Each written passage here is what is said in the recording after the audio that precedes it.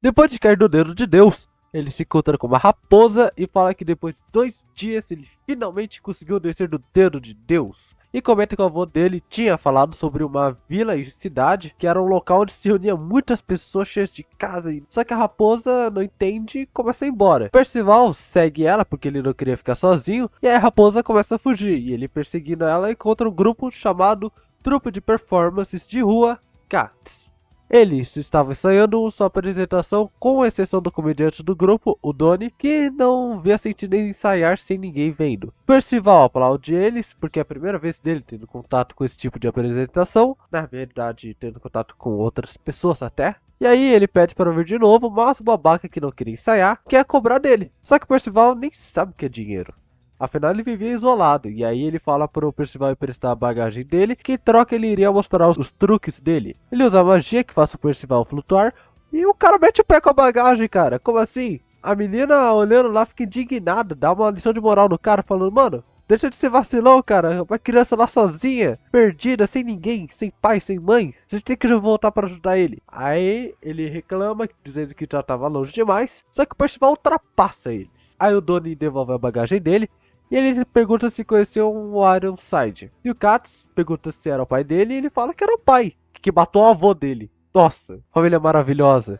Ele fica nervoso, dizendo que desceu o sarrafo do vagabundo. Mas ninguém do grupo fazia ideia de quem era o Ironside. O Katz comenta que talvez na vila haja alguém que saiba. E aí o Percival já fica animado, porque ele só tinha ouvido histórias do que era uma vila. Ele comenta que eles estavam indo para uma vila, mas o Donnie testa as habilidades do Percival, porque o cara é ruim. O cara tem a versão palavra caridade. No teste de mira, o Percival consegue cortar o cabelo do Donnie. E no fim o Katz acaba levando ele até a vila de graça. Durante o caminho, o Katz revela que todos do grupo na verdade sonhavam em ser cavaleiros sagrados, mas não conseguiram. Aí o Percival comenta que o pai dele e a avó eram cavaleiros sagrados, mas não sabia o país. Na verdade, nem sabia o que era o país ou o cavaleiro sagrado. Então, spawna 2 NPCs falando que o lobo tava nervoso e tinha arregaçado a vila, tava fazendo uma baguncinha lá, e que eles tinham que chamar cavaleiros sagrados. Mas o Donnie vai pra vila porque o cara é ganância em pessoa, achando que seria um lobo normal, né? Mas era um lobo gigante, cara. Ele decide voltar e chamar o cavaleiro sagrado. Mas o nosso garoto Percival pula.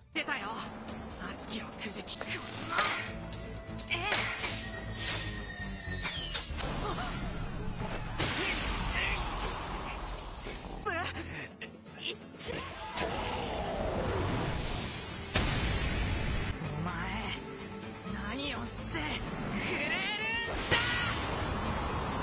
Caraca, irmão, o Percival desceu logo um tapa na cara do lobo. Só que em compensação, cara, olha aí. Já avisei que vai dar merda isso. Depois, o Donnie tá lá tratando as feridas. Ele aí pergunta, uai, cadê o nosso herói? Só que aí o Katz fala que tava tomando banho com a Elba na nascente do morro. Ela se surpreende com a cicatriz, porque bem, atravessou o corpo, né? E ajuda o Percival a se lavar. E a gente percebe que mesmo tendo 16 anos, como ele nunca, e repito novamente, nunca teve contato com uma mulher ou outras pessoas, ele não tem maldade no coração, ele é uma pessoa pura. É realmente como se ela estivesse lavando uma criança. Ele pergunta o que era um cavaleiro sagrado e Alba responde que era um bom e justo cavaleiro com grande poder mágico que protegeu o reino e o folclore. Aí a vila faz uma festança pra eles e o Percival pergunta se o Donnie já podia beber álcool. Só que a Alba fala que ele tinha 16 anos, assim como ela. E o Percival fala que ele também tinha 16. A coitada fica toda envergonhada, cara. Mas, como eu tinha dito, o moleque é a definição de inocência, cara. Não tem maldade. O garoto que o Percival salvou agradece ele junto do avô. E depois o Percival pergunta sobre o Ironside pra vila inteira. Mas ninguém conhecia. Só que aí chegou o Cavaleiro Sagrado, companheiro do Ironside, que, bem, sabe aquele lobão? Era o familiar dele, cara. E ele reconhece o Percival falando que o Ironside tinha falhado. O Katz vai tirar satisfação e é derrotado. Aí ele fala que era o cavaleiro negro chamado Polyguard. E vão dar uma resumida. Eles partem pro X1 no mano a mano, sem magia, porque o Percival falou que não podia usar magia. E o Polyguard se interessa pelos atributos do Percival. Afinal, o moleque era forte fisicamente, rápido. Acaba ficando na desvantagem, até esse momento aqui, ó.